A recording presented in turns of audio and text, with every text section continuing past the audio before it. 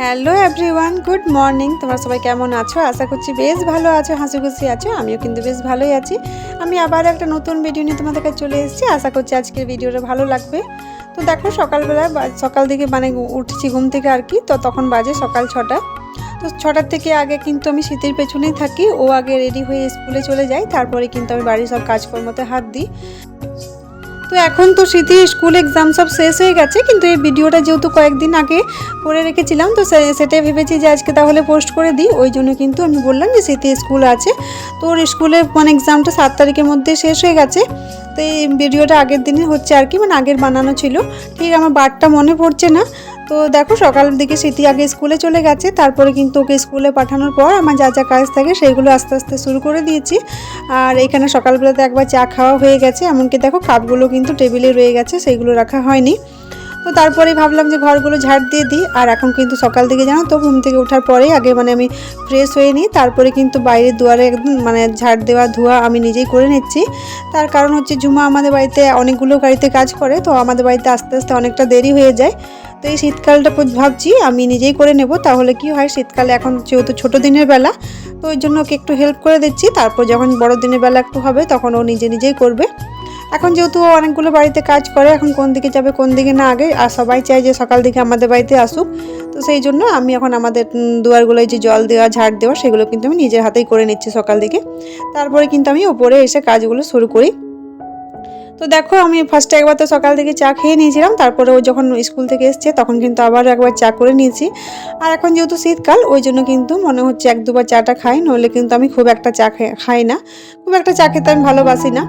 আর সকাল থেকে তো আমরা লাল চাই খাই। আর দেখো, আস্তে আস্তে আমি ঘরগুলো মুছতে স্টার্ট করে দিয়েছি, ঘরটা মুছছি।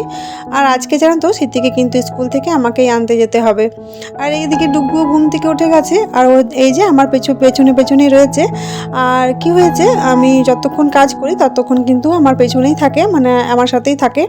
সে আগে কি হতো যে ঘুম থেকে ওঠার পর কিছু খাইয়ে দিতাম, আর বাইরে কিন্তু বাচ্চাদের সাথে খেলতো। তো বাচ্চারা যখন স্কুলে থাকে তখন কিন্তু আরও সেভাবে বাইরে যায় না, যখন সব চলে স্পেশালি যখন দিদিভাই থাকে, ওর স্মৃতি যখন থাকে তখন কিন্তু বাইরে যেতে ভালো বাসে, আর নইলে কিন্তু একা একা যায় না। তো এখন আর সেভাবে বাইরে যেতে চায় না। এবার স্মৃতি যখন আসবে তখন কিন্তু ওর সাথে যাবে। আর দেখো, ও শখ মজা পড়ে রয়েছে আর কি, সক্সগুলো তো ভিজে যাবে। তো সেটাই আমি ওকে বলছিলাম যে ঘরটা আমি মুছছি, তোমার মোজাটা ভিজে যাবে। তো তাও ছোটো বাচ্চা না, দৌড়ে দৌড়ে চলে আসছে আর কি, ওকে মানা করছি তাও। তো দেখো, আস্তে আস্তে সব ঘরগুলোই মুছে নিয়েছি, সেভাবে আর সব ঘরগুলো দেখালাম না। আর যেহেতু আমাকে স্কুলে যেতে হবে, সেই জন্য কিন্তু আর ভিডিওটা করলাম না, দেরি হয়ে যাচ্ছিলো। তার মধ্যে আমি নিচে গিয়ে রেডি হয়ে নিয়েছিলাম। আর এই যে যাওয়ার সময় তো সেভাবে ভিডিও করা হয়নি, এই যে আসার সময় তো আমি ভিডিওটা করে নিচ্ছি, টোটোতে এসেছি। আর আমি একটা ওর জন্য কেক কিনে নিয়েছিলাম। ওর এই যে ভিডিওটা দেখলে, সেটা জানি না কীভাবে চলে এসছে। তো তারপরে দেখো, আমি আসার পরে কিন্তু রান্নাবান্নাও স্টার্ট করে দিয়েছি।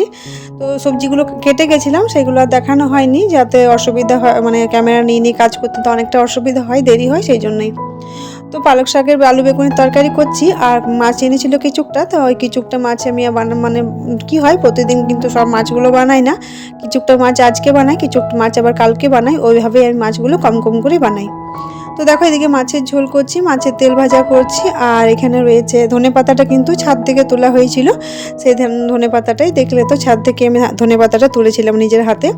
আর কি সুন্দর গন্ধ লাগছে, খুব ভালো লাগছে। তো দেখো, এখানে আস্তে আস্তে আমি ধনেপাতাটাও কেটে নিয়েছি।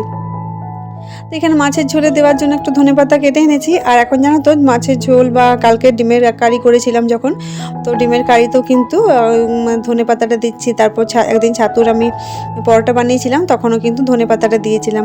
তো যখনই এখন আমি কিছু বানাচ্ছি, এখন কিন্তু ছাদে যে ধনেপাতাগুলো হয়েছে সেইগুলোই দিচ্ছি, আর খুব ভালো লাগছে। আর লঙ্কা ধনেপাতা বাড়িতে হচ্ছে, আমার খুব ভালো লাগছে। আর যত না খেতে ভালো লাগছে, মন থেকে কিন্তু বেশি ভালো লাগছে, যেহেতু প্রতিদিন নিজের থেকে সকাল বিকেল জল দিয়ে হচ্ছে আর কি, সেই জন্যই। তো দেখো, রান্নাগুলো আস্তে আস্তে হয়ে গেছে। আর যেহেতু আজকে স্মৃতিকে আনতে গেছিলাম, সেই জন্য কিন্তু সেভাবে পুরোটা দেখানো হলো না রান্নাগুলো। তো দেখো, এখানে আস্তে আস্তে গ্যাসটাও মেজে পরিষ্কার করে নিচ্ছি। আর জানো তো, মাছ মাংস করতে গেলে গ্যাসটা একটু বেশি তেল চিটে হয়ে যায়, ওই জন্য আমি কি করি, একটু ভিম লিকুইড দিয়ে ভালোভাবে মেজে নিই। আর দুধের যে ঢাকা থালাটা থাকে সেই থালাটা একটু চিটচিটে হয়ে গেছিলো, তো ওই জন্য কিন্তু দুধের থালাটা আমি চেঞ্জ করে নিলাম, একটা অন্য থালা ঢাকা দিয়ে দিয়েছি। আর আমার কিন্তু জানো তো দুধটা মানে 750 করে দুধ নেওয়া হয়, তো ওই জন্য কিন্তু দুধটা 24 ঘন্টা থেকেই যায়। আর 24 ঘন্টা দরকারও হয়, মানে বিকেল থেকে যতক্ষণে দুধটা দেবে তো ততক্ষণ কিন্তু তার আগে একবার ডুগুকে খাওয়ানো হয়, ওই জন্যই। তো তারপর এটা অনেকক্ষণ পরে স্নান সেরে একেবারে ঠাকুর ঘরে চলে এসেছি ঠাকুর পুজো দেওয়ার জন্য। তো দেখো ঠাকুরকে পুজো দেওয়ার জন্য সব রেডি করে নিয়েছি। তো আমি তো নিচ থেকে জল নিয়ে আসি, আমাদের নিচে কিন্তু কুয়ো রয়েছে, ওইখান থেকে জলটা আনি।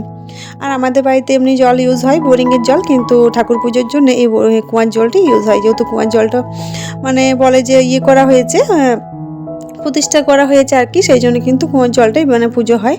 আর বোরিংয়ের জলটা এমনি স্নান হয় বা বাথরুমে ইউজ হয়। আর এখন যেহেতু টাইম কল রয়েছে, টাইম কলের জলটাও কিন্তু ইউজ করি আমরা। তো এই যে দেখো এখানে বেলপাতা রয়েছে, কিছু ফুল রয়েছে, তো এইগুলো কিন্তু আমরা নিচে কুয়োর জল থেকে ফার্স্টে ধুয়ে নিয়ে আসি বালতিতে। তো তারপর একটু জামবাটিতে একটু ওই যে জামের যে জল নিয়ে আসি সেই জলটাতে একটু ধুয়ে নিই। আস্তে আস্তে এই যে মহাদেবকে আমি বেলপাতাটা দিয়ে দিলাম। আর দেখো পুজোটা আমি এটা দেখাচ্ছি না যে এইভাবে করতে হয়, আমি যেটা করি সেটাই আমি দেখাচ্ছি। আর দেখো স্নান সারার পর যখন ঠাকুর পুজো দেওয়া হয় তখন কিন্তু দেখবে খুব ভালো লাগে অনেকটাই। কিন্তু আমার আবার এই সকাল সকাল যদি পুজো হয় তাহলে কিন্তু ভালো লাগে, আর খুব একটা বেলা হলে ভালো লাগে না। কিন্তু অনেকটাই বেলা হয়ে যায় যতক্ষণে মানে আমি ঠাকুর পুজো দিই আর জলখাবার খাই ততক্ষণ কিন্তু অনেকটা বেলা। আর আমার কিন্তু খুব বেলা হলে ভালো লাগে না, কিন্তু তাও কিচ্ছু করার নেই, যতই বেলা হোক আমাকে কিন্তু করতেই হবে। আর সকাল সকাল যদি পুজো করা হয় তাহলে কিন্তু খুব ভালো লাগে। তো তারপর একেবারে এই যে জলখাবার খেয়ে আমি নিচে এসেছি। তো নিচে ভাবলাম একটু মুখে ক্রিম ভেসলিন দিয়ে নিই। তো স্মৃতি ছিল, তো স্মৃতিকে আমি একটু ক্যামেরাটা ধরিয়েছিলাম, তো খুব একটা ও পারছিল না, তো তাই। তারপর ঝুমার যেহেতু কাপড় কাচা হয়ে গেছিলো, তো সেই কাপড়গুলি মেলতে এসেছি। আর এখানে কিন্তু আমি আগের দিনের কাপড় কিছু মেলেছিলাম রোদে দেওয়ার জন্য। আর এখানে দেখো ডুগু কিভাবে দুষ্টামি করছে আর কি, তোমাদেরকেও সেটাই দেখা যাবে। তুমি ডুগু পড়ে যাবে, হাই করে দাও।